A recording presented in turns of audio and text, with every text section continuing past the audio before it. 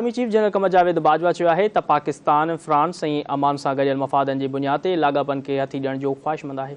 पाक फ़ौज जे आम लाॻापनि वारे शोबे ISPR तरफ़ां जारी कयल पधिराई मूजिबि पाकिस्तान में फ्रांस जे सफ़ीर निकोलस गेली आर्मी चीफ कमर जावेद बाजवा सां मुलाक़ात कई, जंहिं दौरान गॾियल दिलचस्पी वारनि मामलनि, दिफ़ा सिक्योरिटी ताउन वारनि इलाक़नि, सलामती जे सूरतहाल ते ख़्यालनि जी ॾे वठि पिणु कई वई। ISPR मूजिबि मुलाक़ात दौरान ॿिन्ही मुल्कनि तरफ़ां लाॻापियल जी वधीक मज़बूत बणाइण जो अज़म विरजायो वियो, जॾहिं त फ्रांस जे सफ़ीर पाकिस्तान में ॿोॾि सबबि थियल तबाही ते ॾुख जो इज़हार कयो ऐं इलाक़ाई इस्तेहकाम लाइ पाकिस्तान जी कोशिशुनि खे वाखाणियो। इन मौक़े ते सिपह सालार जनरल कमर जावेद बाजवा चयो त पाकिस्तान फ्रांस सां पंहिंजे लाॻापिन खे क़दर जी निगाह सां ॾिसे थो ऐं असां गॾिजी मफ़ादनि जी बुनियाद ते डिघी मदद वारा लाॻापा वधाइण जी ख़्वाहिशमंद आहियूं। ॿी तरफ़ आर्मी चीफ सां सल्तनत अमान जे सफ़ीर पिणु मुलाक़ात कई, जंहिं दौरान गॾियल दिलचस्पी जे मामलनि ऐं इलाक़ाई सिक्योरिटी सूरतहाल ते ख़्यालनि जी ॾे वठि कई वई। पधिराई मूजिबि अमानी सफ़ीर ॿोॾि जी तबाही ते ॾुख जो इज़हार कयो ऐं मुतासिर जे ख़ानदान सां दिली ताज़ियत जो इज़हार कयो, जॾहिं त ओमानी सफ़ीर इलाक़ाई इस्तेहकाम लाइ पाकिस्तान जी कोशिश ऐं हर सतह ते सिफ़ारती ताउन खे वधीक बहितर बणाइण में पाकिस्तान जे किरदार खे बि वाखाणियो। इन मौक़े ते आर्मी चीफ चयो त पाकिस्तान नारवन मुल्कनि सां लाॻापनि खे क़दर जी निगाह सां ॾिसे थो। ओमान जा लाॻापा दोस्ताना ऐं तारीख़ी अहमियत जा हामिल आहिनि। ॿिन्ही मुल्कनि में दफ़ा ऐं मैरीटाइम सिक्योरिटी में ताउन खे हथी वठाइण जी वॾी सलाहियत मौजूद आहे। इन खां पहिरीं general Qamar Javed Bajwa headquarter army air defence commander जो दौरो कयो, जिथे आर्मी एयर डिफेंस कमांडर जे commander lieutenant general Muhammad Zafar Iqbal संदसि इस्तक़बाल कयो। आर्मी चीफ पाक फ़ौज खे एयर डिफेंस जे ऑफिसरनि ऐं जवाननि जी अज़ीम क़ुर्बाननि खे ख़राज अक़ीदत पेश कयो, जॾहिं त तरबियत ज़रिए हासिल कयल मयार खे पिणु वाखाणियो। इन मौक़े ते army chief general Qamar Javed Bajwa जदीद जंग में एयर डिफेंस जी अहमियत ते ज़ोर ॾींदे चयो त उभरंदड़ ख़तरनि खे नज़र में रखंदे जदीद एयर डिफेंस रुपयन सिस्टम खे मुसलसल तरबियत ऐं अपग्रेड करण जी ज़रूरत आहे।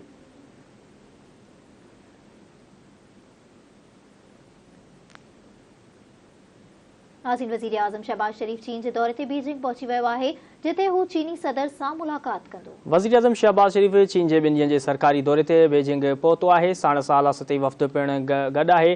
बीजिंग हवाई अॾे ते वज़ीर आज़म जो चीनी इख़्तियारनि पारां शानदार आदरभाव कयो वियो आहे। वज़ारत उज़्मा जो उहिदो संभालण खां पोइ शहबाज शरीफ जो चीन जो इहो अहम ऐं पहिरियों दौरो आहे, जंहिं दौरान वापार, मईशत, ॿियनि शोबनि में सहकार जे कई मुआहिदनि ते सयूं जो इम्कान आहे।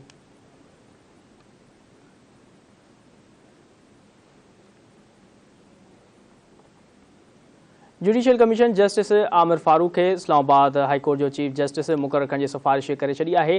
चीफ जस्टिस पाकिस्तान उमर अता बंदियाल जी सदारत हेठि जुडिशियल कमीशन जो इजलास थियो, जंहिं में जस्टिस आमिर फारूक खे इस्लामाबाद हाई कोर्ट जो चीफ जस्टिस मुक़ररु करण जी सिफ़ारिश कई वई। Justice Aamir Farooq Islamabad high court जो सीनियर तरीन जज आहे, जॾहिं त हाणोकी चीफ जस्टिस अतर मिनल्ला जी सुप्रीम कोर्ट में मुक़ररी जी सिफ़ारिश कई वई आहे।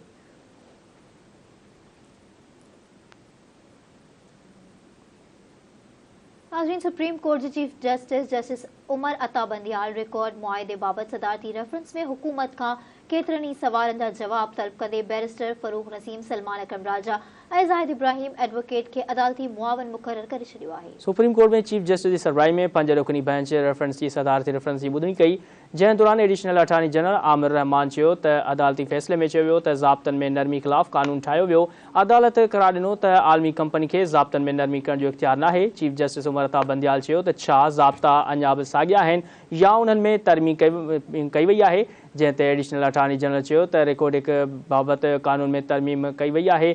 नई कानून मूजिबि हुकूमत ज़ाब्तनि में तरमीम करे सघे थी।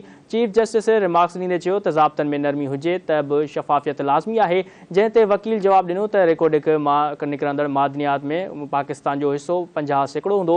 जस्टिस जमाल मंदूखेल चयो त हिसो केतिरो बि हुजे पर कानून ते अमल थियणु घुरिजे।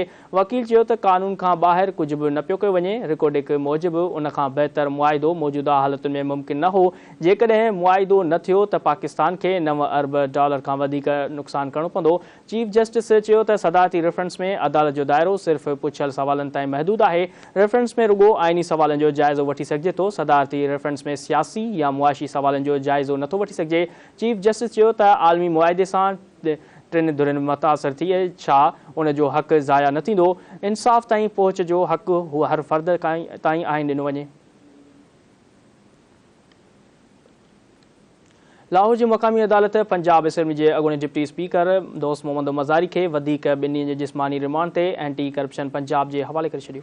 लाहौर जी मक़ामी अदालत में पंजाब असेंबली जे अॻूणे डिप्टी स्पीकर ख़िलाफ़ ज़मीन बाबति केस जी ॿुधणी थी, जंहिं दौरान एंटी करप्शन इख़्तियारनि वधीक जिस्मानी रिमांड जी इस्तदा कई। दोस्त मज़ारी जे वकील चयो त सरकारी ऑफिस में समूरो रिकॉर्ड मौजूदु आहे। High court Multan bench anti corruption notice मुअत्तल करे छॾियो आहे। एंटी करप्शन गैर कानूनी गिरफ़्तारियूं कयूं आहिनि, इन करे सरकारी प्रोसिक्यूटर जी दरख़्वास्त ते जिस्मानी रिमांड नथो ॾेई सघिजे। बाद में अदालत दोस्त मज़ारी खे वधीक 2 ॾींहनि जी जिस्मानी रिमांड ते एंटी करप्शन जे हवाले करे छॾियो ऐं ईंदड़ ॿुधणीअ ते जांच रिपोर्ट बि तलब करे वरिती।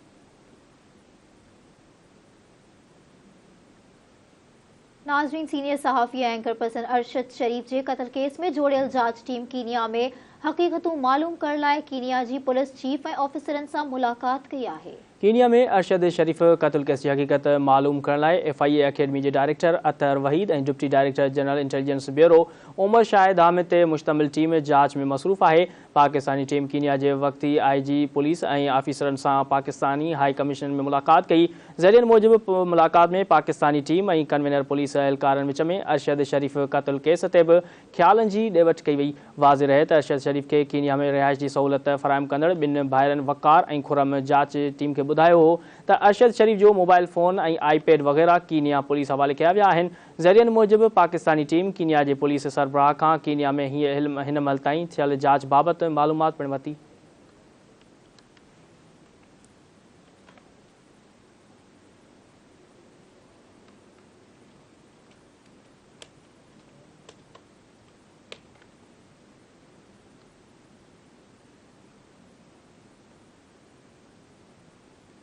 बुलेटिन की जो शुरुआत ते वधाईंदासीं। सखर में PTI अॻुवाण अली ज़ैदी ऐं इमरान इस्माइल गॾियल प्रेस कॉन्फ्रेंस कंदे चयो आहे त इमरान खान जो मार्च समूरे पाकिस्तान जी अवामी मार्च आहे।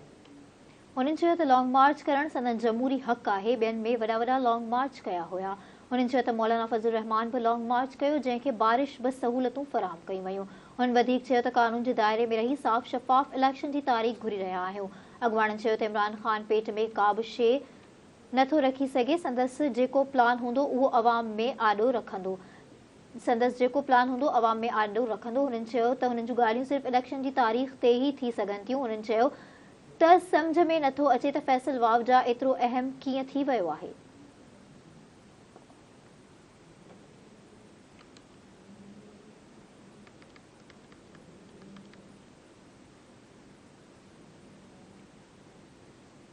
नाज़रीन, सिंध में डेंगी वायरस ते ज़ाब्तो न थी सघियो आहे। 24 कलाकनि में वधीक 178 केस रिपोर्ट थियण बाद डेंगी वायरस जे मजमूई केसिस जो अंग वधी 19,066 थी वियो आहे। सेहत खाते तरफां जारी कयल रिपोर्ट मूजिब कराची डिवीज़न मां 102, हैदराबाद डिवीज़न मां 56, मीरपुर ख़ास डिवीज़न मां 15 ऐं शहीद बेनज़ीराबाद मां डेंगी जा 5 केस रिपोर्ट थिया आहिनि। सेहत खाते मूजिब 178 केस रिपोर्ट थियण बाद डेंगी वायरस जी मजमूई केसनि जो अंग वधी 19,069 थी वियो आहे, जॾहिं त डेंगी विघे फ़ौतुनि जो अंग 55 थी वियो आहे।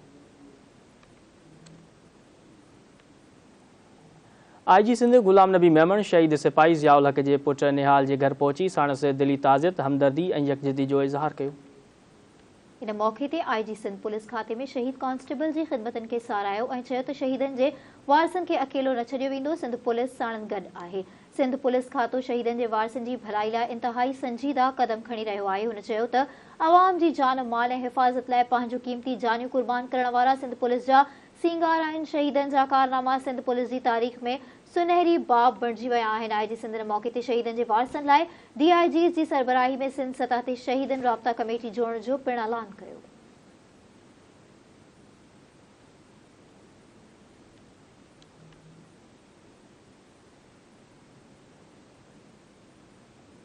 रेंजर्स ने पुलिस गुझी इतला ते गॾियल कार्रवाई कंदे ओरंगी टाउन वारे इलाइक़े मां चोरी ऐं स्ट्रीट क्राइम जी केतिरनि वाक़नि में मुलविस 2 जवाबदारनि खे गिरफ़्तार करे वरितो। रेंजर्स अजमान मूजिब गिरफ़्तार जवाबदारनि में उमर फारूक उर्फ़ पारू, अब्दुल रहमान उर्फ़ शैनकली ऐं रज़ाक शामिल आहिनि।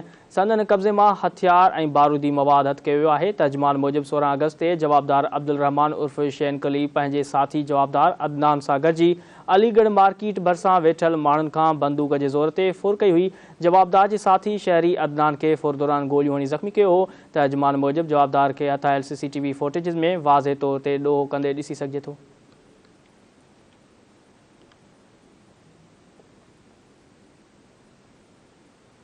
हैदराबाद जी हीराबाद वारे इलाइक़े में प्लाज़ा जी छित तां नींगरी जो लाश हथ अचण वारे मामले ते DIG रिपोर्ट तलब करे वरिती।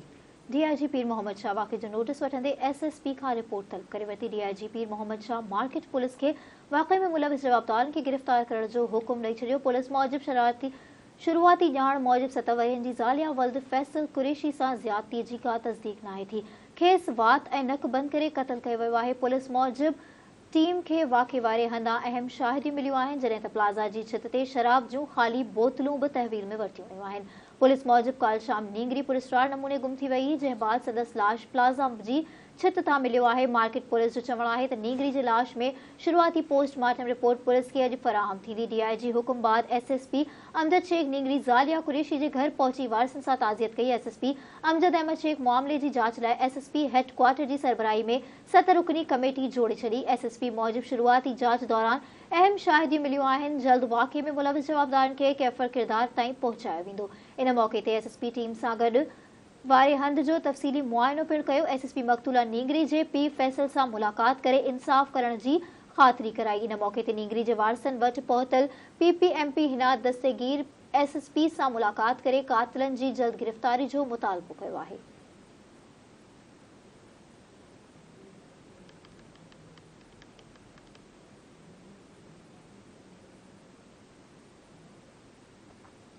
कड़ियों घवर में मोहब्बत मज़ाहमात ऐं इनकलाब जो उञाण शहीद काज़िल राहू जो साथी मिठो मोहरी मुला हसन जी मिटी मां हवाले कयो वियो आहे। मिठू मोहरी मुला हसन जी जनाज़े नमाज़ में हर मकतब फ़िक्र सां सलाहियल हज़ारे माण्हुनि शिरकत कई। सिंध जो आशिक़ लतीफ़ जो हाफ़िज़ मिठू मोहरी दिलि जे आर्ज़ी सबबि गुज़िरियल ॾींहुं कराची में दमधणी हवाले कयो हो। मिठू मोहरी जो मड़ चाकर मोहरी में पहुचंदे ई ॻोठ में ॾुख जी लहर छाइंजी वई। मिठू मोहरी जे जनाज़े नमाज़ में सूबाई वज़ीर मोहम्मद इस्माइल राहू, अॻूणो MPA मोहम्मद नवाज़ चांडियो, ग़ुलाम क़ादिर मलकानी, मोहम्मद असलम राहू, सेठ कशफचंद आडवाणी, डॉक्टर खलील काज़ी, MPA सैयद रियाज़ हुसैन शाह शिराज़ी समेत ॿियनि वॾे अंग में शिरकत कई।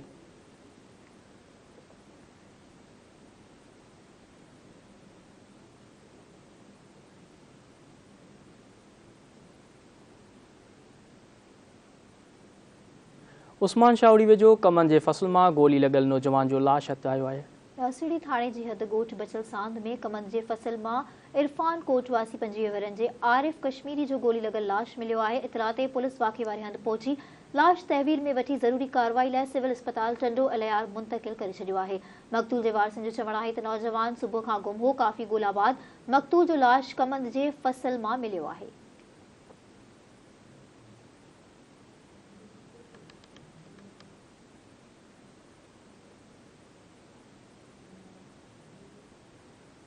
नाज़रीन, दादू जे जूही तालके में बोर्ड जे दौरान प्रोवेंशनल हाई वीज़ास ते मनपसंद ठेकेदारनि खे करोड़नि रुपयनि जारी करे छॾिया आहिनि। ठेकेदार अज़ीज़ अहमद मलिक पारां मनपसंद माण्हुनि खे करोड़ रुपया जारी करण ख़िलाफ़ एंटी करप्शन जी अदालत में दरख़्वास्त दाख़िल कई वई आहे। दाख़िल दरख़्वास्त ते अदालत नोटिस जारी कंदे 4 कामरनि खे 16 नवंबर ते रिकॉर्ड समेत तलब कयो आहे। एंटी करप्शन जी अदालत प्रोवेंशनल हाई वेज़ खाते जे सुप्रीडेंट इंजीनियर फ़तेह मोहम्मद सनाई, इंजीनियर नूर अहमद फल, SDO जोई गुल हसन जमाली ऐं डिस्ट्रिक्ट अकाउंट्स ऑफिसर हसन जान चंगेज़ी खे 16 नवंबर ते रिकॉर्ड समेत तलब करे वरितो। दरख़्वास्त गुज़ार दरख़्वास्त में मौक़िफ़ इख्तियार कंदे चयो आहे त दादू जोही में बोर्ड दौरान रोडनि खे ॾिनल कटनि जे मद में प्रोवेंशनल हाईवेज़ जे इंजीनियर ठेकेदारनि खे करोड़ रुपया ॾेई छॾिया।